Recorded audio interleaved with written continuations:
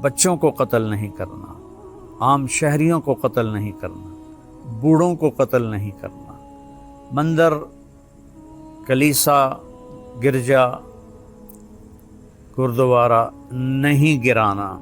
تو میں اپنی افواج پاکستان کے لیے ہاتھ اٹھا کے دعا دیتا ہوں، اللہ انہیں سلامت رکھے، اللہ ان کو ہر میدان میں فتح نصیب فرمائے۔ یہ اللہ نے ہمیں یہ ہیروز دیے ہیں۔ ہمارا سپاہی بھی اتنا ہی قیمتی ہے جتنا جنرل عاصم منیر قیمتی ہے۔ ایک سپاہی شہید ہو، ایک جرنیل شہید ہو، دونوں کا درجہ اللہ نے آسمانوں پہ بڑا رکھا ہے۔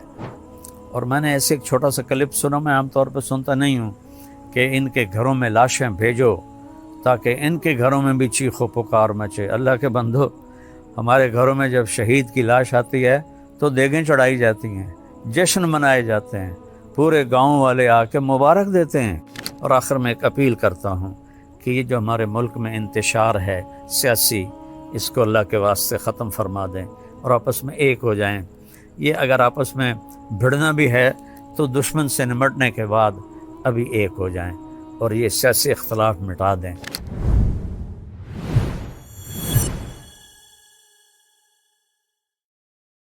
میرے نبی نے ہمیں کیا فرمایا؟ ہمارے بارے میں دنیا کے میڈیا نے مشہور کر دیا ہے یہ دہشت گرد ہیں۔ کوئی کرتے ہیں تو وہ نہیں کر رہے جو میرے نبی نے فرمایا۔ میرے نبی نے بخاری شریف کی روایت 2965 اور 66، اللہ تعالیٰ کا رسول قام فی الناس خطیباً، آپ لوگوں میں کھڑے ہوئے تقریر کرنے کے لیے، اور فرمایا ایھا الناس لا تتمنوا لقاء العدو، لوگو جنگ کی تمنا مت کرو اور لڑنے کی تمنا مت کرو، یعنی پہل نہ کرو، وصلی اللہ العافیہ، اللہ سے عافیت مانگو۔ فَإِذَا لَقِيتُمُوهُمْ، لیکن اگر وہ چڑھ آئیں، جیسے ہندوستان ہمارے اوپر چڑھ دوڑا ایک غلط مفروضے پر، پہلگام کو بہانہ بنا کر بغیر تحقیق کے اس نے حملے کیے، عام لوگ شہید ہوئے، مرد عورت بچے، تو آپ نے فرمایا فَإِذَا لَقِيتُمُوهُمْ، اور پھر جب ٹکر ہو جائے تو فَاصْبِرُوا، پھر صبر کرو، اور جان لو کہ ان الجنت تحت ظلال السیوف، جنت تلواروں کے چھاؤں میں ہے۔ تو مسلمان پہل نہیں کرتے جو ہمیں تعلیم دی گئی ہے۔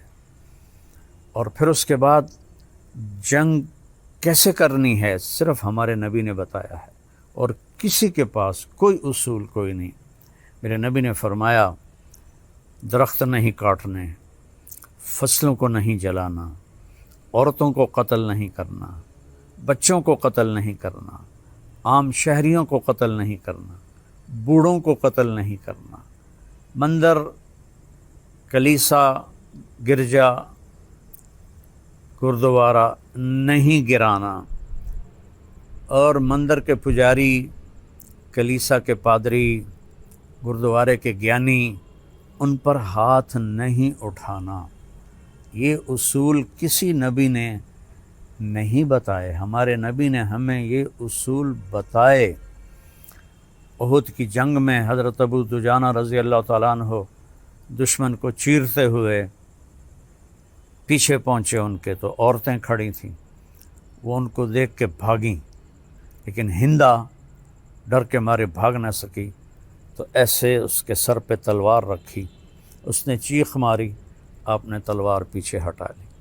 پیچھے ایک اور ساتھی ان کے ساتھ تھے، کہنے لگے قتل کیوں نہیں کیا؟ کہ یہ میرے نبی کی تلوار ہے، عورت کے خون سے گندہ نہیں کروں گا۔ ہمارے کچھ لیڈر کہہ رہے ہیں کہ انہوں نے ہماری مسجدیں گرائیں، تم ان کے مندر گراؤ۔ نہیں، میں یہ ہرگز نہیں کہوں گا۔ میں اپنی فوج سے اپیل کروں گا کسی مندر کو مت گرائیں۔ انہوں نے ہماری عوام پہ حملہ کیا، 26 مرد عورت بچے شہید ہوئے ہیں۔ میں ہرگز نہیں کہوں گا کہ افواج پاکستان عام شہریوں پر حملہ کریں، عام شہریوں کو قتل کریں۔ ہاں، جو سامنے آئے وہ پھر اس سے وہ ہماری جان لینا چاہتا ہے تو ہم اس کی جان لیں گے. ہم عام شہریوں پہ ہاتھ نہیں اٹھاتے، بوڑھوں پہ ہاتھ نہیں اٹھاتے، عورتوں پہ، بچوں پہ ہاتھ نہیں اٹھاتے، پادریوں پر، پجاریوں پر، گیانیوں پر ہم ہاتھ نہیں اٹھاتے.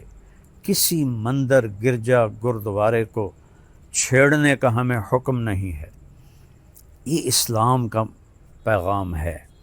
اور اللہ کے فضل سے ہماری شکست بھی ہماری جیت ہے، اور جیت بھی جیت ہے، چونکہ ایمان والا جب قتل ہوتا ہے جنت میں جاتا ہے، اور اللہ کو نہ ماننے والا، کروڑوں دیویوں کو ماننے والا جب وہ قتل ہوتا ہے تو وہ نرگ میں جاتا ہے. اس نے اللہ کو پہچانا ہی نہیں ہے.